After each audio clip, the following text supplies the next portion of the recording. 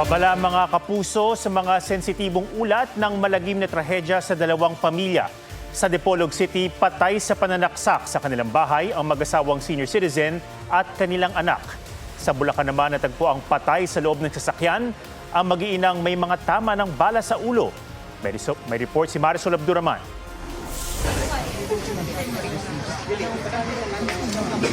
Natagpo ang patay ng mga otoridad ang tatlong nakatira sa bahay na ito hapon ng Huwebes sa Barangay Torno, Dipolog, Zamboanga del Norte. Ayon sa pulisya, nakita sa kanilang kwarto ang padre de pamilyang edad 82 at asawang edad 77. Nasa sala naman ang kanilang adopted son na edad 38. Natagpuan din sa crime scene ang mga sinasabing pinangsaksak sa kanila, kutsilyo at kudkura ng niyog. Katong kaguran nagigamit sa duha ka magtiayon, murag same na pod gihapon na murder weapon na gamit dito sa iyang anak, kanyang adopted. Sabi ng Dipolog Police, malabo pa sa ngayon ang anggulong robbery o pagnanakaw. Wala kasi silang nakitang ebidensya ng forced entry sa bahay at wala rin mantsa ng dugo sa labas. Kinukumpirma ng pulisya ang salaysay ng isang testigo na nagkaroon umano ng pagtatalo ang mag-asawang senior citizen at ang lalaking anak bago sila nakitang wala ng buhay. Hapon din itong Huwebes, nakita sa Talayban sa Barangay Talaksan sa San Rafael, Bulacan ang nakaparadang MPV na ito na may mga sakay pa lang patay na. Nadiskubre ng mga pulis ang bangkay ng babaeng 31 taong gulang at ang dalawa niyang anak, edad 9 at 4. May gunshot wound sila. All of them. Sa temple. May baril at 3 basyo ng bala na nakita sa loob. Inaalam pa kung galing sa baril ang mga basyo. Ang malinaw sa ngayon, rehistrado sa nanay ang baril at ang sasakyan. Batay sa investigasyon, nagpunta ang mag-iina noong Miyerkules sa bahay ng mga magulang ng babae sa Angat. Umalis sila roon bago mag-alas 5 ng hapon. Makalipas ang kalahating oras, hindi na sila makontak ng mga kaanak at kaibigan. Kinakausap na ng PNP ang lahat ng mga huling nakasama ng biktima.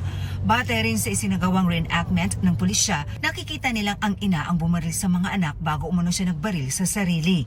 Part naman to ng pag-iimbestiga including the trajectory analysis. Kasi magiging form part of the evidence. Meron pa silang ibang anggulo na tinitinan at hinihintay ng mga resulta ng forensic test. Gaya na lamang ng resulta ng paraffin test sa mga biktima at ilang personalidad. Malalapit sa kanya o kung may mga nakausap siya previously, natatanungin natin. Meron siyang kalibin dati, pero hiwalay na sila. At kasama po ba siya sa inyong pinatawag? Yes. Hindi natin pa makonsider na POI. Isa lang siya sa ngayon sa mga tinatanong natin, in-interview natin. We just invited him. Baka may alam siya. Tinitingnan din ng pulisya ang estado ng pag-iisip ng biktima bago ang insidente. Marisol Abduraman, GMA News. Mga kapuso, sensitibong usapin ng mental health. Mahalagang matugunan ito at makahanap ng karamay ang sinumang nasa kondisyong ito. Kung kayo o sinumang kakilala ninyo ay may pinagdaraanan at nangangailangan ng payo, suporta, makakausap o makakaramay kaugnay sa mental health, maaring tawagan ng mga hotline ng DOH National Center for Mental Health at Hopeline PH. Pwede ring magpabook ng appointment para sa Telemental Health Response o online psychosocial support sa pamamagitan ng video call. Nagkasunog sa ilang bahay sa dalawang magkatabing barangay sa Pasay. 4 ang nasawi, kabilang ang isang bata. Inaalam kung may kinalaman ng pagsabog na nangyari bago ang sunog. May report si Athena Imperial. Sinagupa ng mga bombero ang nagngangalit na apoy na ito sa tumupok sa ilang bahay sa Tenco Street sa Barangay 107 Pasay pasado 1:00 ng hapon. Sa lakas at laki ng apoy, nadamay ang mga katapat na bahay na sakop ng Barangay 106. Gawa sa light materials ang mga natupok. Nahirapan din sa pag-upula ang mga bumbero dahil kapos sa supply ng tubig sa lugar at masikip ang daan patungo sa pinanggalingan ng apoy. Umabot sa ikalawang alarma ang sunog hanggang naapula pasado 4:00 ng hapon. Base sa barangay 106 kasi dalawang barangay, yung 106 may 10 pamilya, sa barangay 107, 137 families. Ang masaklap, 4 ang nasawi dahil hindi nakalabas. Kabilang ang isang batang 3 taong gulang na ayon sa mga nakakitang bumbero ay nakayakap sa isa pang biktima. Yung nasugatan po, meron tayong reported. May tatlo tayong reported. Si Gladys Canha di nag-atubiling tumulong sa isang sugatan. Sabi niya, ate, ang hapde. Hinatid ko na siya sa ospital. Tapos binalikan ko yung anak ko. Tapos grabe na yung apoy. Bago kumalat ang apoy, marami ang nakarinig ng malakas na pagsabog. Nasa labas ako nung time na sumabog. Pagsabog niya, usok agad na makapal. Pagkatapos nung usok na makapal, talagang apoy na kaagad. Kasama ito sa iniimbestigahan ng mga otoridad. Inaalam din ang halaga ng pinsala. Athena Imperial, GMA News. Hinihinalang nalunod ang isang binatilyong nakita sa kanal sa Valladolid, Negros Occidental. Ayon sa pulisya, mismong ama ng biktima ang nakakita sa kanya. Sinisilip sa investigasyon kung inatake ng epilepsy ang biktima kaya nahulog sa kanal. Kumbinsido ang kanyang mga kaanak na walang foul play. Sa Kabangkalan City, patay sa pagkabagok ang isang rider. Napuruhan siya sa ulo ng mahulog sa drainage. Batay sa investigasyon, posibleng hindi napansin ng biktima na may inaayos sa drainage sa kanyang unahan kaya dumiretso siya rito.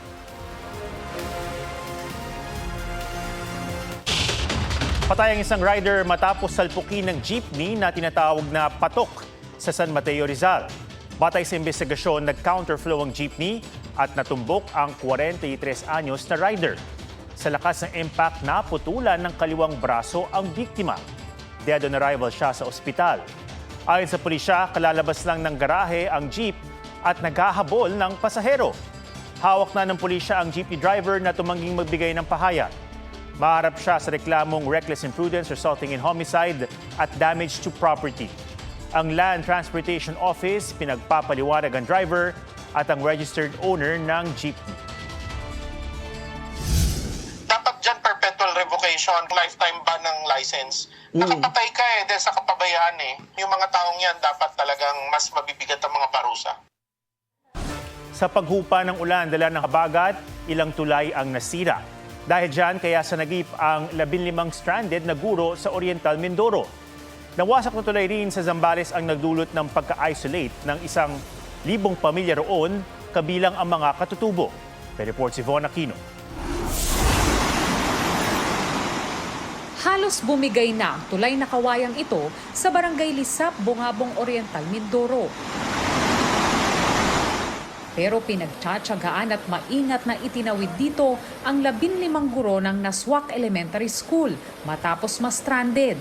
Sinira kasi ng humaragas ang tubig ang tanging tulay sa lugar nang manalasa ang habagat noong Miyerkules.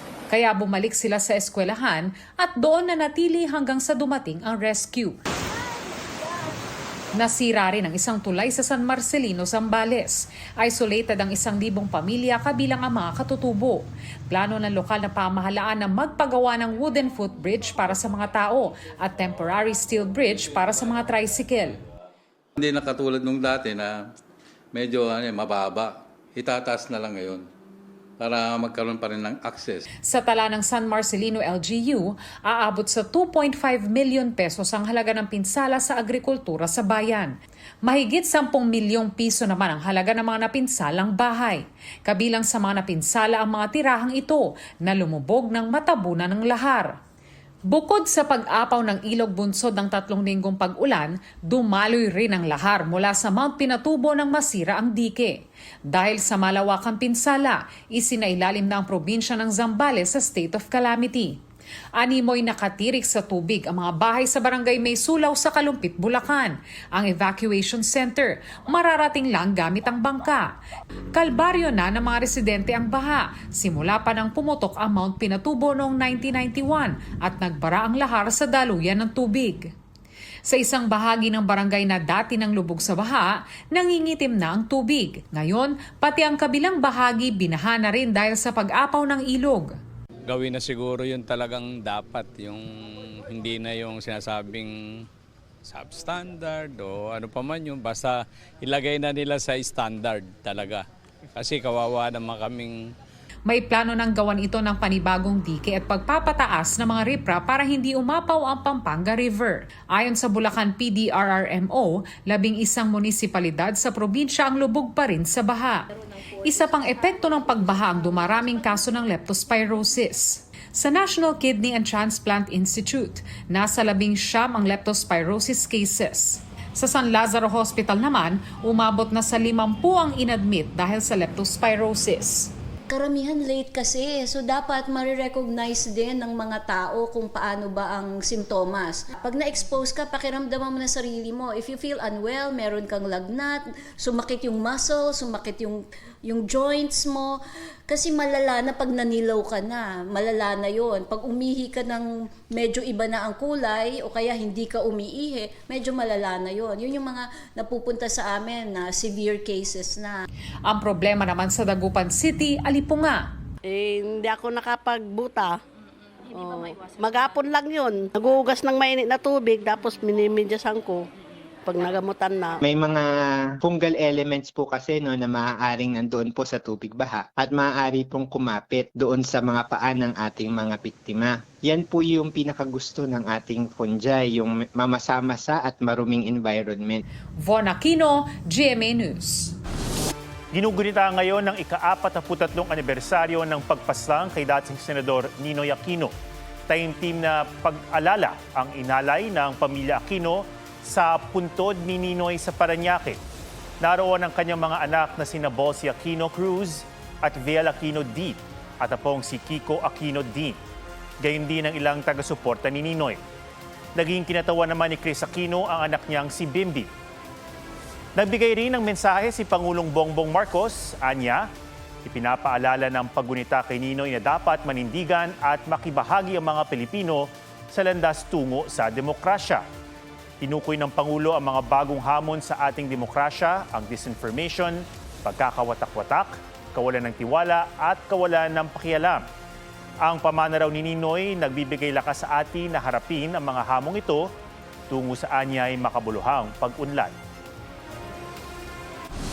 Bantay sarado ngayon ang palibot ng isang bumulagang sinkhole o malaking butas sa Barangay Guadalupe sa Bogo City, Cebu.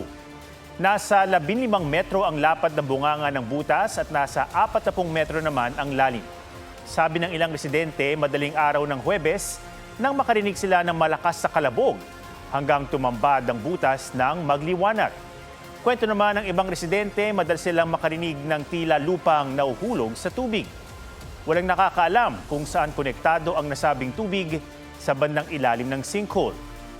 Pinagbawalan na ang mga residente na lapitan ng butas at binabantayan ang mga bahay sa palibot ng 10-meter danger zone. Patuloy ang pagsusuri ng mga otoridad sa naturang sinkhole na ayon sa City Disaster Risk Reduction Management Office ay posibleng epekto ng 6.9 magnitude na lindol noong nakaraang taon. Ilang sinkhole din ang sumulpot sa Bogo City at iba pang nalindol na lugar sa Cebu.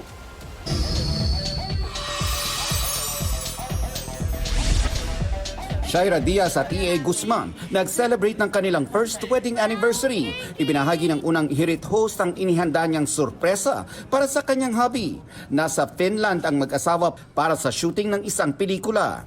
Habang ipinagdiriwang ang kanilang milestone, nag-open up naman si Shaira sa pinagdaraan ng medical condition. Anya, mayroon siyang polyendocrine metabolic ovarian syndrome na dating tinatawag na PCOS. Nalulungkot si Shaira dahil sa natatanggap na anya'y panlalait tungkol sa kanyang weight gain. Nilinaw rin niyang hindi siya buntis, kaya hiling ni Shaira stop body shaming. Iba't ibang feels of love ang tampok sa bagong album ni Jeneline Mercado. Habang nagmamature bilang asawa at ina, ibang level na raw ang kilig na pinagdaraanan ng ultimate star. Nakakakilig din syempre kuya na makita mong lumalaki yung mga anak mo ng, diba, very smart, mababait na bata, God-fearing, marespeto. Nakakakilig din kahit na syempre matagal na kaming magkasama ni Dennis, araw-araw pa rin niya akong pinapakilig. Extremely proud naman ang kanyang hubby na si Dennis Trillo sa music comeback ni Jen. Nelson Canlas, GMA News. Habang fair pa ang weather, it's fair to say bakasyon is back. Lalo na ngayong long weekend. Para sa mga umakyat sa City of Pines at sa mabundok na pasyalan sa Rizal, the cold never bothered them anyway. May report si JP Soriano. Dahil sa mga bagyo at walang patid na ulang dala ng habagat, ilang linggo na ring saturated ang Benguet. Ngayong umigi na ang panahon, mas kita na sa pag-inspeksyon ni na DPWH Secretary Vince Dizon at ilang local officials ang pinsala roon ng masamang panahon. Dati, yung slope protection ito, talagang bato-bato lang. So ngayon, talagang gagamit na tayo ng talagang matibay na slope protection. No? Double crib wall. Sa pulang agrikultura at mga infrastruktura, ayon sa kalihim, aabuti ng 10 buwan bago maayos ang mga nasirang kalsada. As of now, ang running total ng damage and kailangan i-repair is already above 3 billion pesos. Pero dahil nataong long weekend, hindi mapipigilan ang mga sabik ng gumala na dumayo sa Baguio. Sulit nga raw ang mahabang biyahe, sabi ng magkasintahang Benedictine at Pearl. Dito po yung place na sinagot niyo po ako. So actually mag-anniversary po kami this Sunday. So ayun po, kaya hanggang Sunday po kami dito. Meron ding nag-long distance biyahe pa mula Davao para ma-enjoy sa Baguio ang signature nitong ginaw. So kaya po kami nag-Baguio kasi mainit po sa Davao ngayon. So gusto namin ng malamig na hangin. There's a unique charm with the rain and the fog here in Baguio City. Ang karisma nga raw ng Baguio pang all walks of life. Kaya merong mga turistang ini-enjoy rito ang walking at jogging. Ang iba kasama pa ang fur babies. Food trip at shopping naman ang pinunta ng iba. Naka 1,000 ako, pero ang dami ko na siyang nabili. Meron ng shorts, may mga jacket pa, mga original, mga branded siya. Kaya kahit naka-alerto pa rin sa panahon ng bagyo, handa raw sila sa pag-akyat ng mga dayo. Lahat ng ating mga tourist sites, tourist attractions, lahat ng parks natin ay bukas na. Nag-start na mapuno yung ating mga hotels, no, because of this group check-ins or bookings. Pero kung mahal o malayo sa inyo ang Baguio, why not pumasyal sa Rizal? Sa Baras, masaya ang negosyanteng si Ivan na sa paghupa ng ulan ang mga biyahero nagbalikan sa kanyang mumunting roadside kainan. Sana po gumanda na yung panahon, uminit na ulit. The hills are alive na rin sa mga camping grounds sa Tanay. Dahil maganda ng panahon, tuloy ang camping para sa magkakaanak at magbabarkada dito sa isang camping site sa Tanay, Rizal. Sana magtuloy-tuloy, sana wag na umulan. Di baling malakas ang hangin, sumisilip naman ang araw at bawing-bawi na sa tanawin. Para sa magkakaibigang teachers na ito mula Rodriguez, Rizal, may silver lining sa kanilang camping na itinuturing nilang blessing. Especially in Montalban kasi isa po kami sa nasalanta talaga. So nung nagkaroon ng magandang panahon, so as a teacher po, so gusto naming huminga. JP Soriano, GMA News. At yan ang mga balitang dapat niyong malaman. Ito ang GMA News. Walang kinikilingan, walang pinoprotektahan. Noon at ngayon, serbisyong totoo. Ako po si Ata Maralio at ito ang State of the Nation.